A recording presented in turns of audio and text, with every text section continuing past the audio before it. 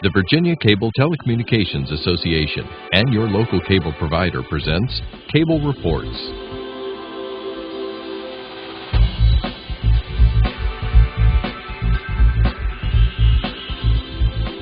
Join us now as Cable Reports brings you up to date on current issues facing the Commonwealth through discussions with your local legislators and other policymakers from across Virginia. From the General Assembly and the City of Richmond, I'm Woody Evans for Cable Reports and the Virginia Cable Telecommunications Association, connecting Virginians to their government. We are pleased to have with us today Delegate Roz Dance. Good to see you. Good morning. It's great to see you. Now, you represent the Petersburg Tri-City area primarily, and you are a member of the very powerful Appropriations Committee. You've been around for a while, and you know how to get things done for your constituents. That's why I'm here. I'm a voice for them. They're my boss. They give me my instructions, and when I'm here, I arrive early. I leave late with the one mission to accomplish as much of their agenda as they've given me before I leave here. And this time it's scheduled for March 8th, and I hope that's a good date. And that's in spite of being in the minority as a Democrat in the House of Delegates, and I know you're working on some very important issues. Talk to us about hub zones. Oh, hub zones is a bill that I introduced. I'd introduced it a couple of years back, didn't get much traction, but with the new administration and encouragement from within the district, it's like, let's try it again. Hub zones, a better word for that is what you call historically underutilized buildings that you'll find mostly in the Virginia First cities. There are about 14 Virginia First cities, and of course Petersburg, Hopewell fit those categories. They've been there for a long time. So they have older structures, they have limited reach as far as where they can go as far as land use. So they look at buildings that are there and how can we repurpose these buildings, but how can we do business with the government? And basically, we're looking at the state government. How do we make this happen? And so the bill would encourage that kind of arrangement. But what I found is that with the new administration here and talking with Secretary Rodriguez and her staff and general services, that one of the issues that my bill was trying to address is the fact that small businesses is who we're trying to help. But we seem to lose that, and a lot of that small business are minorities. And they're saying we're not getting enough of the contracts. And what the problem is that that's been identified. You know, what is the root cause of this problem? Because administration will say that we've been trying to close that gap. Right. Is the identification. And so the Secretary of Administration and the governor have agreed that they're going to work on the levels, how we define small business, to make it more meaningful and more able to capture, you know, what the amount of businesses our minorities are really getting, and to increase their opportunities. So they're looking like what happens is that we have those that are at the lower tier, if you will. It's just one level now, but at the lower tier of the continuum, you have those mom-pop businesses that can only afford to get a certain bonds or whatever, to a certain amount of insurance, certain amount of capital to actually launch a project or to say, I want this contract and I can deliver. And then you have the middle tier, and then that highest tier is one that seems to always be that small business that one would consider for small business, the really small business that says, that's a conglomerate. Right. They will always get it because they have the staff, the wherewithal to make sure their bid is tight. So with this, they're looking at redefining small business as far as here's a small tier and these are kind of contracts that they could handle. The middle tier and the top tier. And then the general services, the administration will be able to look at their contracts as far as how they can leverage it. There might be one big contract that's now chiseled down, so mom and pop can work on this one, the next one, the next one. And so everybody gets a bite at that apple. And that's a wonderful way to look at it. But the bill itself is all about procurement, so there has to be from the legislative services, because we want the continuation. We don't want to have one administration that says it's a good thing and let's do it. I see. It's like we don't want a proclamation. We actually want an amendment. It becomes a part of the Virginia law that says this is the way we're going to do it. And so that particular bill is also found a home, at my request, in the Joint Procurement Reform Commission that's doing just that, looking at how we as Virginia procure services and how we lease contracts or whatever. So I'll have a chance to, that bill becomes a catalyst, if you will, to get to the desired outcome, that small businesses as a whole are doing more businesses with the Commonwealth, and mom and pop at the bottom have increased, and most importantly, minorities for me, as a minority, because I get a lot of concerns from them. Also, we have some true representation of what is the percentage of Virginia business are they actually having an opportunity to apply for, and we not just get, but be proficient in that particular service and qualified and to get that job. So you've got all the stakeholders at the table, basically. All the stakeholders at the table, so that's a wonderful thing. So I'm very encouraged. 2 years later, it was like, put it in, what happens? This could have been the same scenario. Put it in, good concept, and it just lays there. This time it's moving, and that's what we want, the desired outcome. So I'm kind of excited to have an opportunity to work with the administration and the Reform Commission. After you've been here for a while, you find out the routes of, sometimes it's the patience. Right. You don't get it on the first bite, but if you stick with it, and I think I found a better avenue for that bill. It still sits there if I need to bring it back up next year. Right. But I am cautiously optimistic that this is the best road, and next year we're going to have a new piece of legislation that best address procurement for all levels of small businesses. Great. And so this is a way of continuing the new administration's charge that we need to diversify the economy, for example. And I know that there's another opportunity that you've been involved in Petersburg dealing with biofuels. Talk to us about that. Actually, that's Hopewell. So, Hopewell, okay. Yeah, Petersburg. So what are you doing? I'm working with some things with Petersburg in this, because, you know, it's not just the bills, it's the budget. So exactly. Petersburg their issues are in the budget, and House side, they're looking okay right now. But for the city of Hopewell, Delegate Ingram and I, who both represent, we've met this wonderful opportunity. There is a biofuels facility that was built, and with the help of the Commonwealth, and the business was launched, and it was very expensive undertaking, and we found out that after a year is not just the idea, the concept, but they didn't seem to have the skills of how to bring that product and how to best utilize the product that they wanted to produce. Now we have a company from England that have come over, and their intent was to make this is quick money. You got a $200 million investment.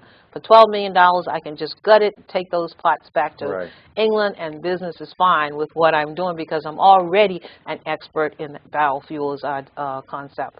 They came and they met Delegate Ingram and myself, and then they had an opportunity to meet the budget leadership in both the House and the Senate, the then Governor McDonnell, and they've since had a chance to meet Governor Terry McAuliffe, and we had budget amendments and a bill, and they're all moving. So our intent is that they're now thinking that Virginia is a good place to do business. They no longer wanted to gut and leave.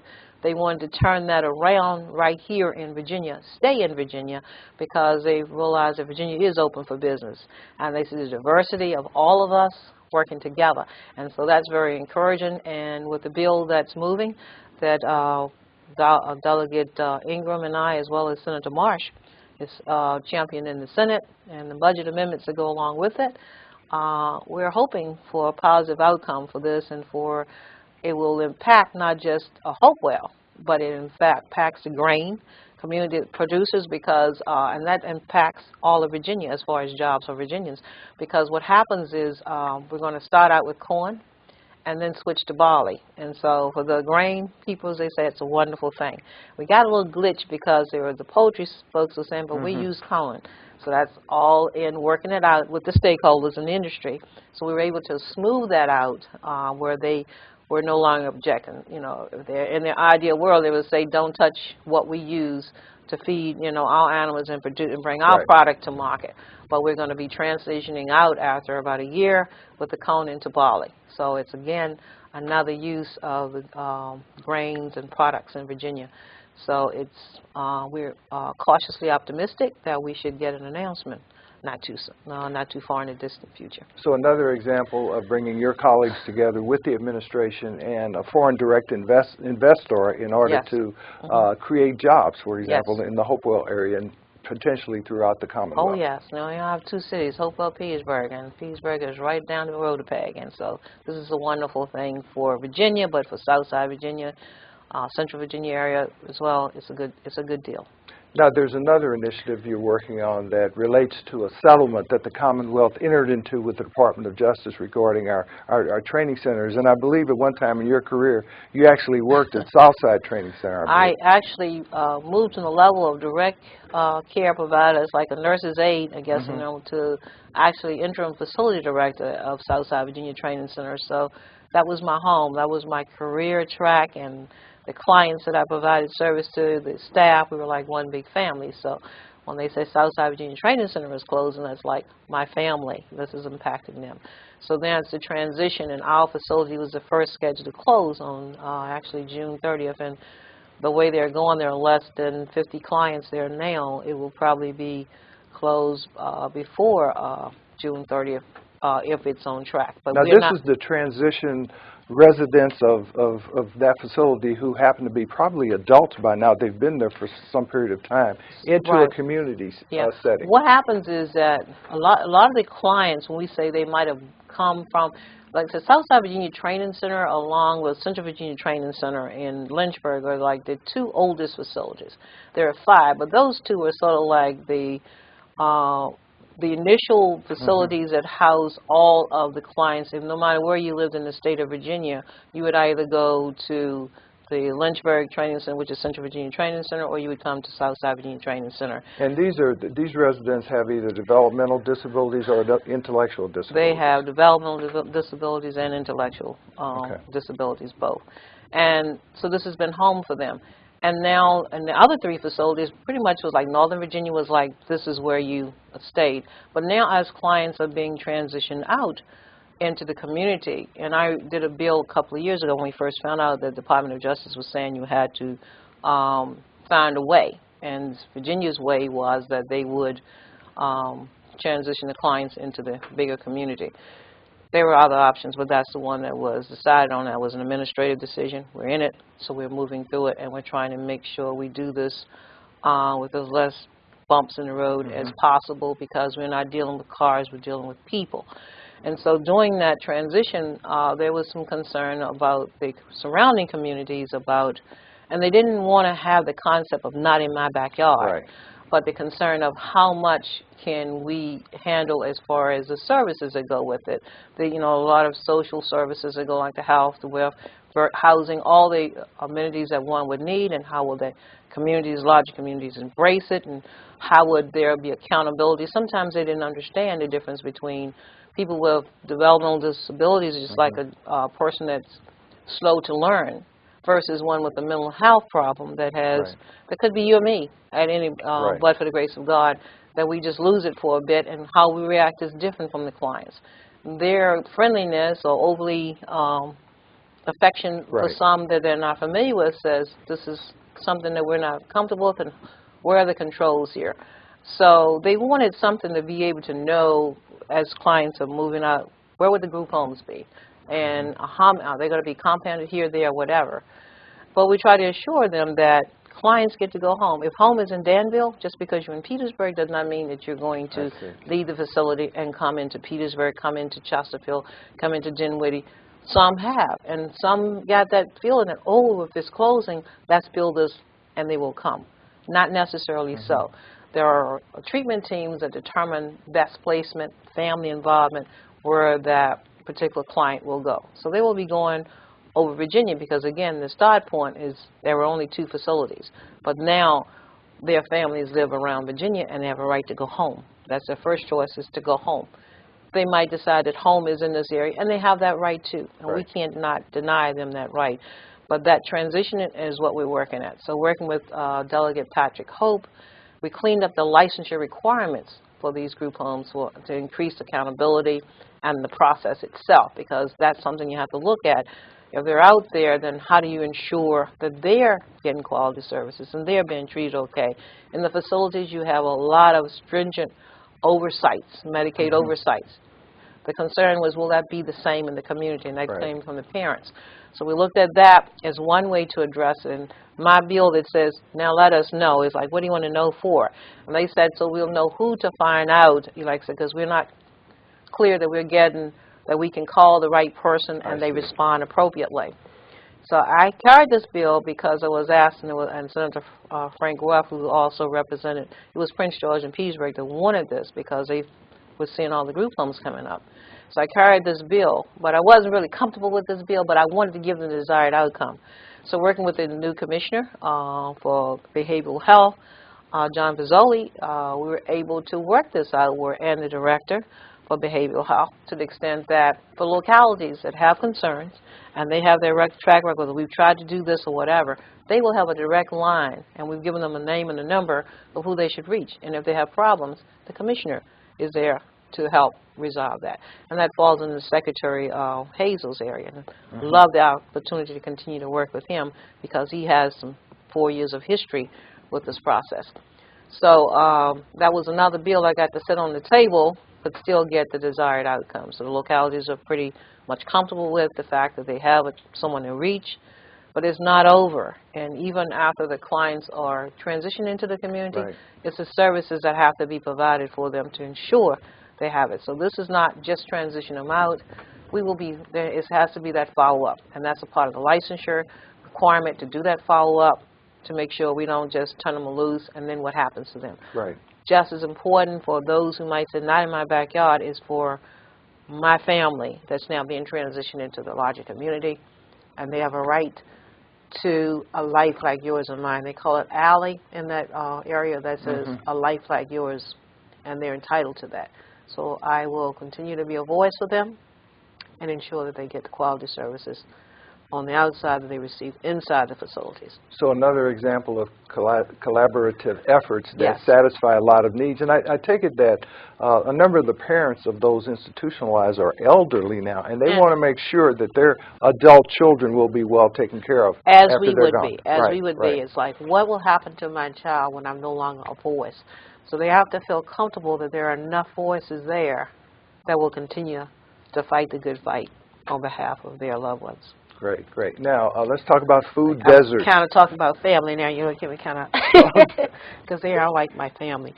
Oh, the food desert is a project that is, I always say that I would give that to Delegate McQuinn because she's been working on about 5 or 6 years. And it's like when you do a desert, you think about what is food desert. It says that for a lot of low-income folks that live in not the best areas of town and don't have the best source of transportation, the closest place to them to get food is the little mom-and-pop store next door, and they don't always have the fresh vegetables and foods they need for the state of health. Like Petersburg is listed as being #1, not in a good way, is the most unhealthy. And we find that Richmond and Petersburg were the highest areas as far as not people, low-income people not having access to those types of products. And Virginia State and Virginia Tech did a study on what were the problems and some recommended solutions. Through the Rural Virginia Caucus, United members that work with the rural areas, and the Black Caucus, because when you say low income, again, that rise to the top a lot of minorities.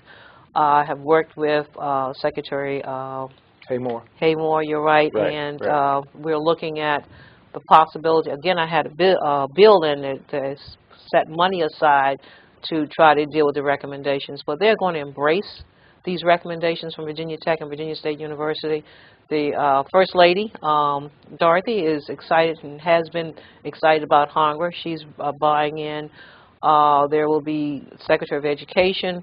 It's going to be like the administrative branch, all those areas that fit within the recommendation working together to make this happen. And also Delegate Don Hester from Norfolk. So we're excited about this being rolled out, and Secretary Haymore, his Secretary of Agriculture, have the lead on that. So that's another, in that case, it was a budget amendment that got set aside for a better outcome where all the stakeholders, the industry, all those special interest groups will have a chance to work to make something happen for those who need it. Great. Now, you generally represent an area that has been on hard times since the recession, but there's some light at the end of the tunnel. Rolls-Royce is in your district, or is it in the immediate area? Yeah, because now that my district expanded and I have the 2 cities, Petersburg, Hopewell, and I have a footprint in 3 counties: Prince George, where Rose Ross is located, Dinwiddie, and Chesterfield. Dinwiddie and Chesterfield, as Amazon has come. So with the transition of the Southside Virginia Training Center closing, there are still other opportunities for jobs. There have been job announcements in Dinwiddie County as well, like we're waiting for biofuels in Hopewell. So within that area, within our region, greater region, we are finding a comeback.